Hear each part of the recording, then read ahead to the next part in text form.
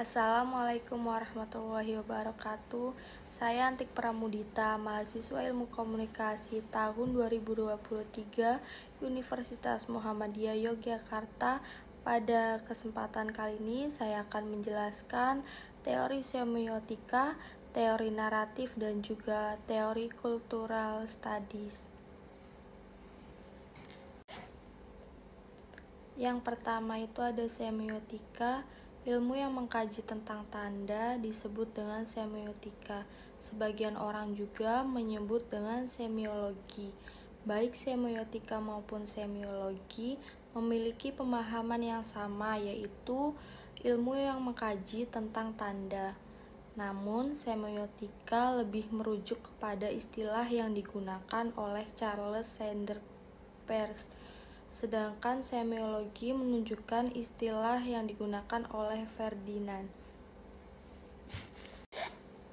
Secara etimologi, semiotika berasal dari bahasa Yunani yang artinya semion, yang artinya tanda.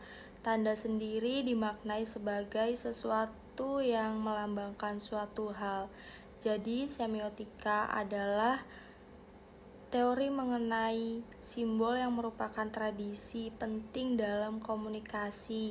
Semiotika ini mencakup teori bagaimana tanda mewakili objek, ide, keadaan, situasi, dan sebagainya. Nah, di dalam sistem semiotika sendiri melekat fungsi komunikasi, yaitu ada fungsi tanda dalam menyampaikan pesan dari pengirim pesan kepada penerima tanda berdasarkan aturan atau kode-kode tertentu. Bagi Ronald Better sendiri, semiotika memiliki dua tujuan, yaitu menerjemahkan dan menginterpretasikan tanda baik berupa verbal maupun non-verbal. Yang kedua adalah teori naratif. Teori komunikasi naratif ini adalah pendekatan dalam memahami komunikasi yang menekankan pentingnya cerita atau narasi dalam proses komunikasi. Teori komunikasi naratif berfokus pada penggunaan narasi atau cerita dalam proses komunikasi. Teori ini mengakui bahwa manusia cenderung berpikir dan memahami dunia melalui bentuk-bentuk naratif atau cerita, dan komunikasi manusia seringkali melibatkan penggunaan narasi untuk menyampaikan pesan. Dalam konteks teori naratif, pesan-pesan tidak hanya disampaikan secara langsung maupun fakta atau argumen logis, tetapi juga melalui penggunaan narasi yang melibatkan emosi, imajinasi, dan pengalaman personal. Jadi narasi ini memiliki kekuatan untuk menghubungkan audiens dengan konten yang disampaikan, menciptakan ikatan emosional, dan juga mempengaruhi kita memahami dan mengingat informasi. Nah, di sini terdapat berbagai teori komunikasi naratif yang dikemukakan oleh beberapa ahli. Berikut adalah beberapa teori komunikasi naratif yang diungkapkan oleh beberapa ahli terkenal. Yang pertama ada teori narasi struktural oleh Vladimir Prop. Vladimir Prop adalah seorang ahli folklor Rusia yang mempelajari narasi dalam cerita rakyat. Teorinya yang dikenal sebagai teori narasi struktural mengidentifikasikan dan menganalisis unsur-unsur naratif yang muncul dalam cerita-cerita rakyat. Yang kedua ada teori akta narasi oleh Greimas. Greimas adalah seorang ahli semiotika Prancis mengembangkan teori akta narasi yang menekankan peran tindakan atau aksi dalam narasi. Greimas mengemukakan bahwa setiap narasi melibatkan aktan atau pelaku yang melakukan aksi tertentu, objek yang menjadi target aksi, dan subjek yang mengalami atau menerima aksi. Teori ini menyoroti hubungan antara aktan, objek, dan subjek dalam menggerakkan alur cerita. Yang ketiga ada teori akta narasi sosial oleh Ronald Barthes. Ronald Barthes, seorang sarjana sastra dan juga filsuf Prancis, mengembangkan konsep akta narasi sosial yang memperluas teori Greimas. Barthes menekankan pentingnya konteks sosial dan juga budaya dalam narasi serta mengidentifikasikan pelaku akta, objek dan juga subjek yang terkait dengan latar belakang sosial, ideologi, dan nilai-nilai budaya tertentu. Yang terakhir ada teori akta narasi Genete. Gerard Genete, seorang ahli sastra dan teori Prancis, mengembangkan konsep akta narasi yang berhubungan dengan elemen-elemen naratif dan memasukkan kategori naratif tambahan seperti pengeksekutor aksi, subjek bantu, dan subjek transisi. Teorinya menekankan hubungan antara berbagai entitas naratif dan mengembangkan cerita. Dan yang terakhir ada teori cultural study. Teori komunikasi dalam cultural study melibatkan pendekatan yang sangat luas dan multidisiplin. Cultural study sendiri adalah pendekatan akademik yang memeriksa hubungan antara budaya, kekuasaan, komunikasi dalam masyarakat. Teori komunikasi dalam cultural study menekankan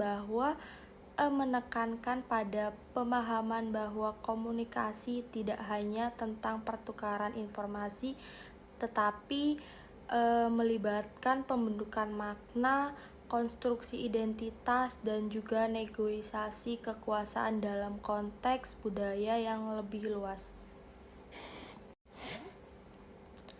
Dalam konteks teori komunikasi cultural studies, terdapat beberapa pendekatan yang penting untuk dipahami. Yang pertama ada krisis dan ideologi, yang kedua ada produksi dan konsumsi budaya, yang ketiga ada identitas dan perbedaan, dan yang keempat ada pengetahuan dan kekuasaan. Dalam teori komunikasi kultural study ini terdapat pula konsep-konsep seperti hegemoni, resistensi budaya, budaya populer, represensi, dan pembebasan budaya. Semua konsep ini membantu dalam memahami hubungan antara komunikasi, budaya, kekuasaan dalam masyarakat. Teori komunikasi kultural study ini merupakan pendekatan dalam studi komunikasi yang berfokus pada hubungan antara budaya, media massa, dan juga kekuasaan. Teori ini mengacu pada sejumlah ahli yang memberikan kontribusi penting dalam pengembangan pendekatan cultural studies terhadap komunikasi. Berikut ini beberapa ahli yang berperan dalam pengembangan teori. Yang pertama ada Stuart Hall. Stuart Hall dianggap sebagai salah satu pendiri cultural studies. Ia menekankan pentingnya memahami komunikasi sebagai proses sosial dan budaya terkait erat dengan produksi, distribusi, dan konsumsi pesan-pesan media.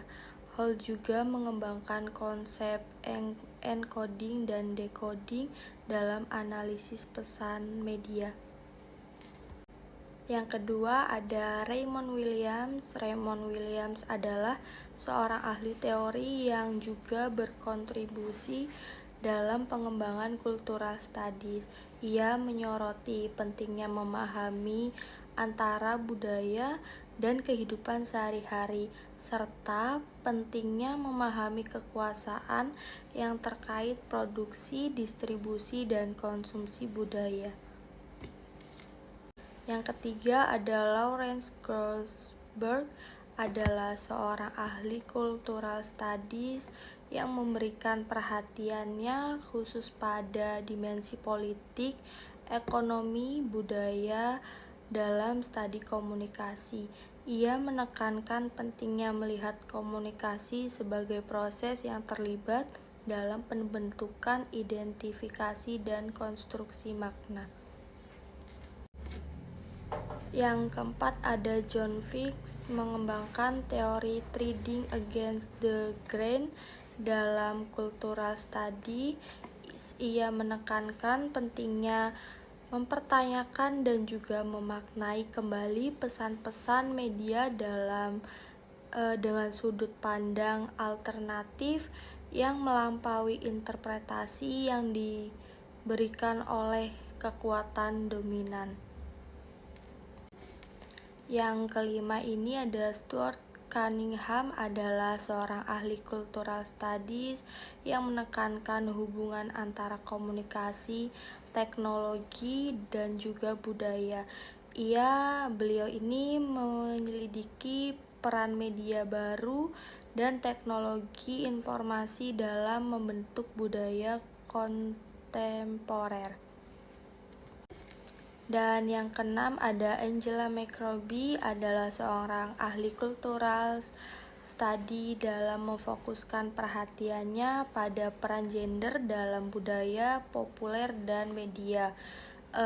Beliau menyoroti bagaimana konstruksi gender dapat mempengaruhi produksi dan konsumsi budaya. Dan yang ketujuh ada Paul Wills, adalah ahli cultural studies yang dikenal dengan penelitiannya tentang budaya remaja dan pengaruh terhadap identitas dan kekuasaan.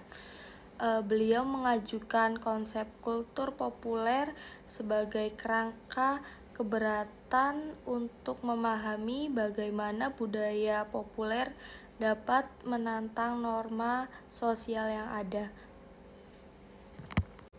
Itu saja yang dapat saya sampaikan, kurang lebihnya mohon maaf. Wassalamualaikum warahmatullahi wabarakatuh.